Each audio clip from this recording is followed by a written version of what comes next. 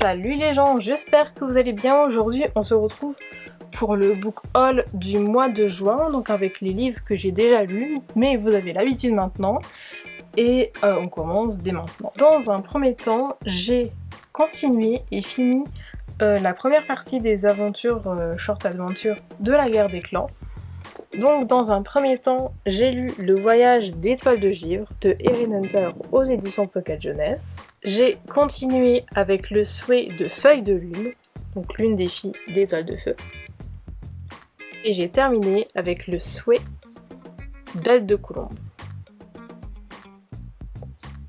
Et les nouvelles de la guerre des clans, du moins de la partie short aventure, se sont terminées ce mois-ci. Concernant les livres numériques, j'en ai lu un autre ce mois-ci qui n'est pas de la guerre des clans.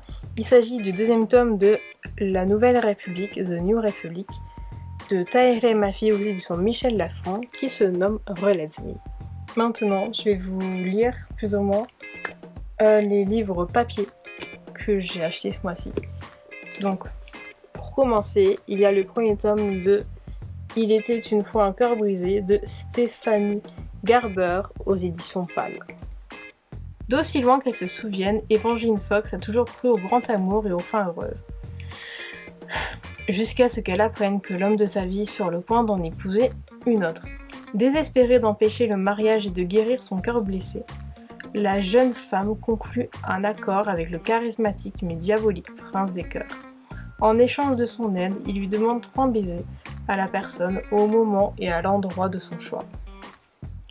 Mais après avoir donné son premier baiser promis, elle découvre que négocier avec un prince, avec un immortel, est un jeu dangereux, et que le prince des cœurs veut obtenir d'elle beaucoup plus que ce qu'elle a accepté de lui offrir.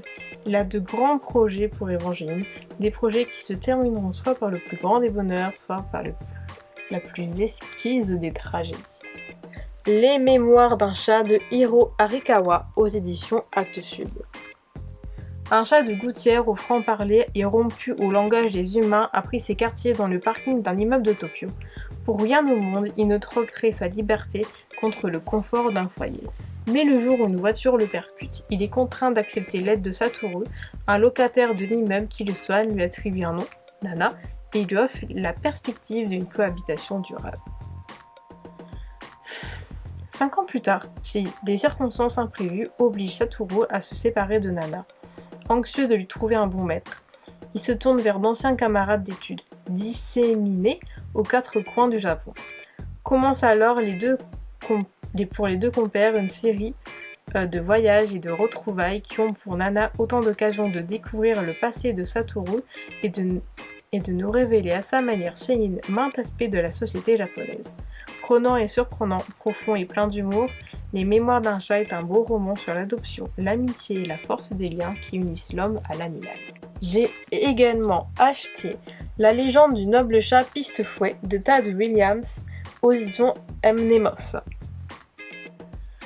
Le jeune chat Pistefouet vient tout juste de se voir conférer un nom par l'Assemblée des Anciens, et alors qu'il trouve l'âme sœur en la personne de la jolie Patte Feutrée, elle disparaît dans des circonstances mystérieuses.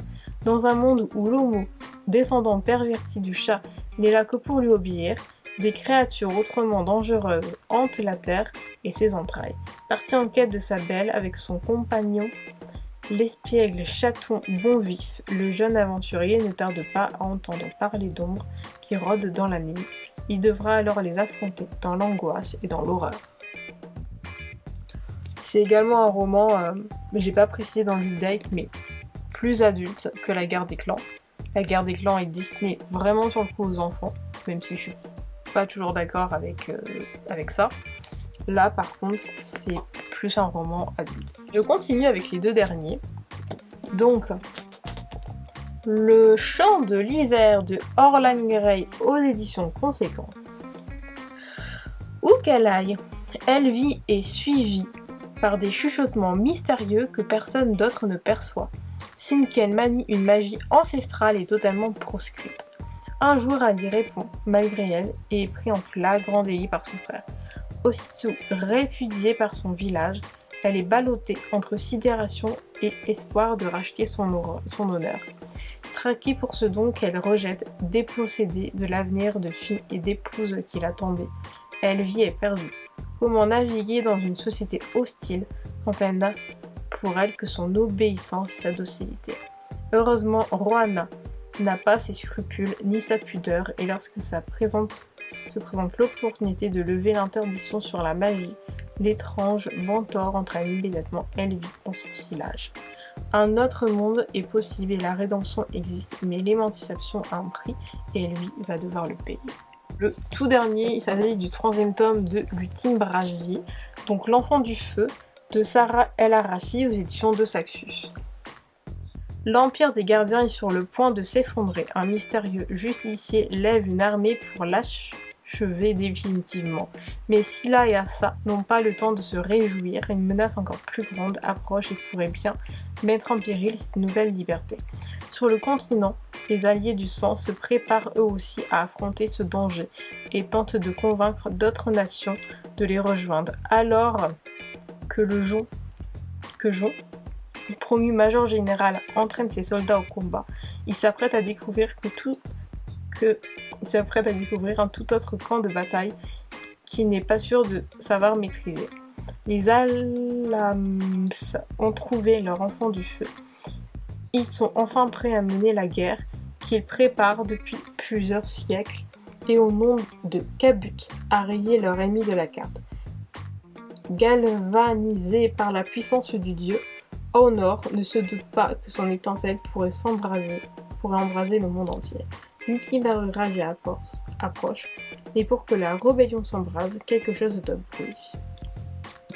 Ce book haul est maintenant terminé, j'espère qu'il vous aura plu. N'hésitez pas à vous abonner à cette chaîne si ce n'est toujours pas fait, à liker cette vidéo, à la partager, à la commenter, à me suivre sur les réseaux sociaux.